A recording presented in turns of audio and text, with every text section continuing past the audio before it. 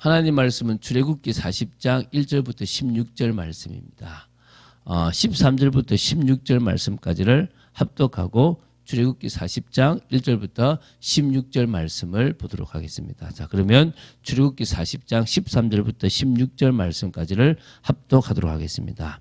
아론에게 거룩한 옷을 입히고 그에게 기름을 부어 거룩하게 하여 그가 내게 제사장의 직분을 행하게 하라. 너는 또 그 아들들을 데려다가 그들에게 겉옷을 입히고 그 아버지의 기름을 부음같이 그들에게도 부어서 그들이 내게 제사장 직분을 행하게 하라. 그들이 기름 부음을 받았은즉 대대로 영영이 제사장이 되리라 하시매 모세가 그같이 행하되 곧 여호와께서 자기에게 명령하신 대로 다 행하였더라. 자, 우리 오늘 보게 될 출애굽기 40장 1절부터 16절은요. 이 성막 각종 기구가 다 건축 제작이 완료된 상태에서 하나님께서 모세에게 이제 성막을 세우도록 이제 건립하도록 하셨습니다. 그래서 이제 그리고 이제 봉헌까지 하도록 명령하셨는데요. 모세가 이제 그대로 행하는 부분들이 나옵니다. 그래서 성막 제작, 성막 건축에서 정말 중요한 것은 여호와께서 모세에게 명하신 대로 되니라. 이게 중요한 거죠. 여호와께서 모세에게 보여주신 그대로 성막이 지어졌습니다. 예수 그리스도도 구약에 예언된 대로 오셨고 예언된 대로 죽으셨고 예언된 대로 부활하셨어요. 그래서 우리에게 구원의 길이 이루어졌어요. 그게 핵심입니다. 그래서 말씀대로 되어진다는 사실을 기억해야 될 줄로 믿습니다. 그래서 이런 말씀이 이 여호와께서 모세에게 명하신 대로 되니라라는 말씀이 18번 정도가 반복되고 있습니다.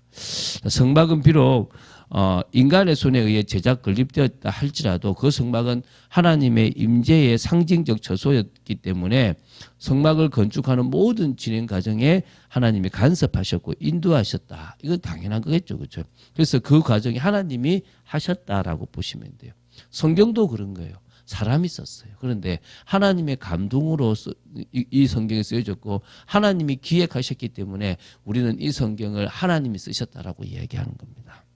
자, 이 성막의 건립에서 중요한 것은 자기 백성과 함께 하고자 하시는 하나님의 이 열망의 실현이라는 것입니다. 그래서 하나님께서 예수 그리스도의 성육신 사건을 통해서 자기 백성 가운데 나아오셨고요. 또 그것을 통하여 하나님은 십자가의 길, 구원의 길을 통하여 하나님은 우리와 만나 주시기를 원하셨습니다. 그래서 이 성막은 예수 그리스도를 예표한다라고 보시는 게 정말 맞는 말씀인 거죠.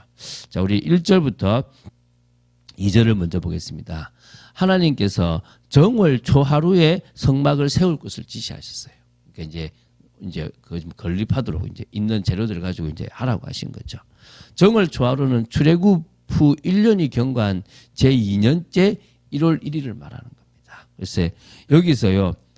이 정월은 다시 말하면 아비벌이거든요. 출애굽을 한 달이에요. 그때는 15일에 이제 출애굽을 했는데 어쨌든 이 성막은요. 출애굽한 지 약 1년 만에 그 달에 완성되어져서 세워졌던 것입니다.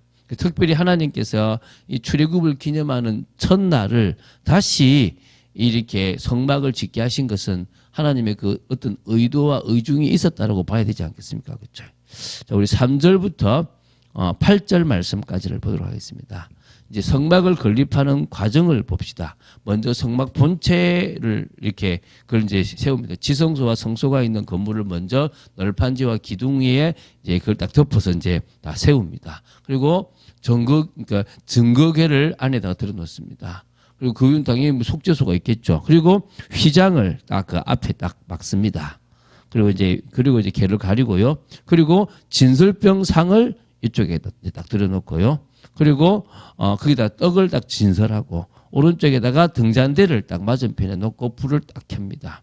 그리고 지성소 쪽에 금향단을 그러니까 딱 이렇게 딱 세워두고요. 그걸 증거궤 앞에다가 딱 세워줍니다. 휘장이 있는데 앞에 세워놨겠죠. 그리고 이제 성막문의 휘장, 이 들어가는 성소의 입구의 휘장도 달아서 본체를 완성했습니다. 그리고 이제 뭘 두느냐? 번제단을 세웁니다. 번제단과 성막 사이에 물두멍을 두고 거기다가 물을 채웁니다. 그리고 이제 주위에 뜰 포장을 딱 이렇게 해서 한 다음에 앞에다가 입구를 딱 만들어서 딱 달았습니다. 이제 성막이 완성이 되어졌습니다. 좀 그림이 그려졌는지 모르겠습니다. 이 성막이죠. 그죠? 우리 출애굽기 화면에 보면 그 성막의 모습이 좀 하나 나오는 그림이 있는데 그 중심으로 이스라엘 백성들이 있는 전체를 그린 건데요. 그 그림을 좀 보시면 그런 모습들이 좀 나오게 되어 있습니다.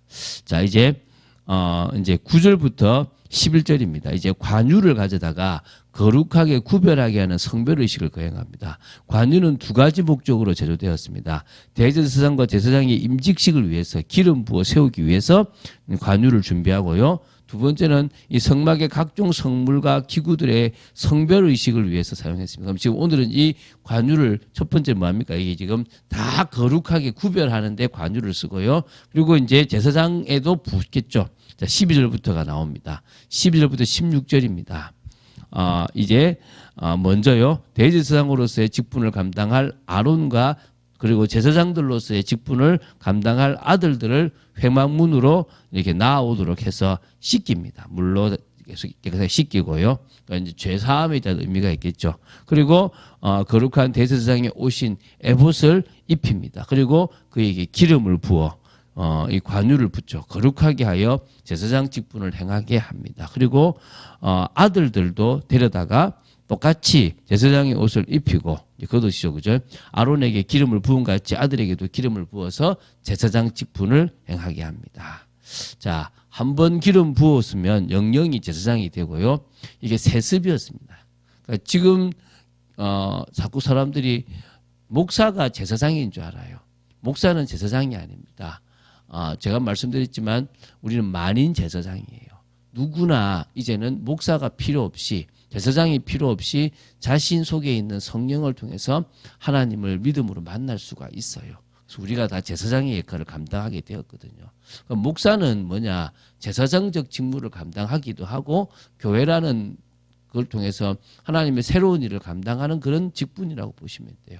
그런데 제사장은 세습이 되었는데 목사는 세습이 되지 않습니다. 그런 직분들이 아닙니다. 그래서 그렇게 하려고 하는 것들 자체가 문제가 있다라고 보시면 됩니다. 이 16절의 모세는 여호와께서 자기에게 명령하신 대로 다 행하였다고 이렇게 기록하고 있습니다. 진정으로 길들여지고 온유한 모세는 자기 생각이 아니라 여호와께서 원하시는 방법대로 했다는 것입니다. 우리가 그렇게 하면 돼요.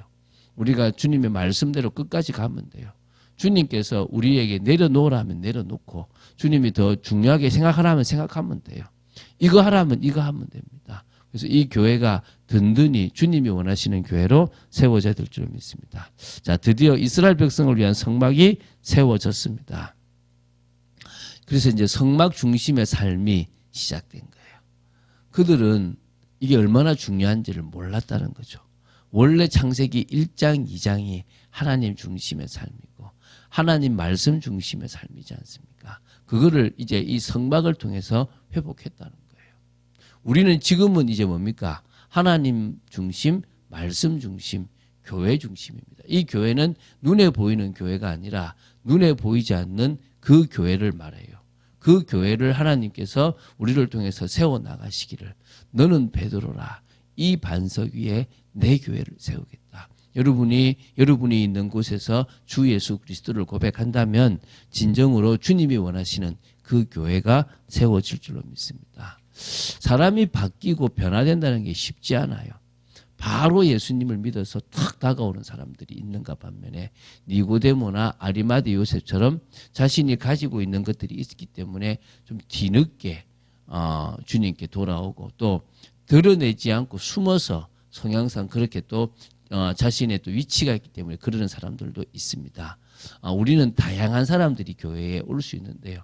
그러나 중요한 것은 그렇게 숨어서 사내들인 공회나 유대인들의 눈치를 보던 사람들도 진짜 중요한 순간에는 주님 앞에 결단하고 주님의 시체를 달라고 하고 주님의 그 시체를 뭐합니까? 장례식도 치를 만큼의 담대함과 믿음을 보이기도 합니다. 그것은 그들이 대단한 게 아니라 그들이 성령의 은혜를 주셨기 때문에 가능하지 않겠나 싶습니다. 오순절에 그 마가의 다락방에 그들이 오지 않았다 하더라도 그들이 있는 곳에서 그들은 그들 나름대로의 성령의 역사를 체험했을 것이고 그들 나름대로의 믿음을 가지고 걸어갔을 거라고 저는 믿습니다. 그래서 무엇이 맞다, 교회의 흐름 속에 있어야 된다. 이런 생각들을 좀 버리는 교회가 되었으면 좋겠고요. 물론 내가 힘나고 모인 사람이 힘나려면 오는 게 좋겠죠. 그리고 개인이 예배를 드리는데 집에서 인터넷으로 예배를 드리는 것보다는 교회에 오는 게 훨씬 더 나을 때가 사실은 있습니다. 왜? 우리는 지정의가 있기 때문에 지식적으로도 받아야 되지만 분위기에 감정이 있어야 됩니다. 그래서 우리 교회가 조금 더 예배당을 두고 기도하는 이유도 이제 우리가 조금 더 안정된 곳에서 좀 더 편안하게 누구나 와서 드릴 수 있는 그런 장소를 두고 기도하고 있는 부분들은 있습니다. 그래서 하나님께서 그런 부분에 분명히 은혜와 응답을 허락하실 거로 믿습니다. 그러나 저는 사실은 어떤 의미에서는 그런 거 없어도 올 수 있는 사람들을 기대했어요. 조금 환경은 나쁘지만 정말 올해도 우리가 참 많은 곳에 헌신했거든요. 우리가 과거에 우리 올 초에 필리핀에가 어제 그 선교사님이 힘들 때 그분이 아프실 때 우리 교회에서도 또한 이렇게 얼마를 했단 말입니다. 우리 교회에서는 큰 돈인데 그 헌금을 또 이렇게 하게 됐던 게 그게 가만히 보면 우리가 건물 중심, 우리 교회 중심의 이 사역보다는 가능하면 좀 더 다르게 그 일들을 진행하려고 했기 때문인 줄 믿습니다. 그래서 우리는 믿음의 걸음을 매일 걸어가려고 합니다. 믿음의 걸음을 걸어가는 것보다 더 중요한 것이 없기 때문에 그 길을 걸어서 하나님의 인도를 받고 싶은 겁니다. 하나님께서 우리를 통해서 그 일들을 진행하실 거라고 저는 확실히 믿습니다. 그 축복을 같이 누립시다. 그 비밀 속에 같이 있읍시다. 흐름 속으로 들어가는 여러분 되시기를 주 예수 그리스도 이름으로 축원드립니다. 주는 그리스도시요 살아계신 하나님의 아들이심을 고백합니다. 믿음의 걸음을 걸어가길 원하고 정말 출애굽기가 끝나가는 이 시점에 저희들이 성막이 예수 그리스도고 주님이 우리와 함께 하시기를 원하신다는 이런 여러 가지 중요한 부분들을 다시 한번 점검하고 믿고 나아갈 수 있도록 지켜주심을 감사합니다. 흔들림 없이 믿음으로 나아가는 저희들 되도록 지켜주시고 하나님 나라 이루기를 간절히 소원합니다. 감사드립니다. 주 예수 그리스도 이름으로 기도드립니다. 아멘.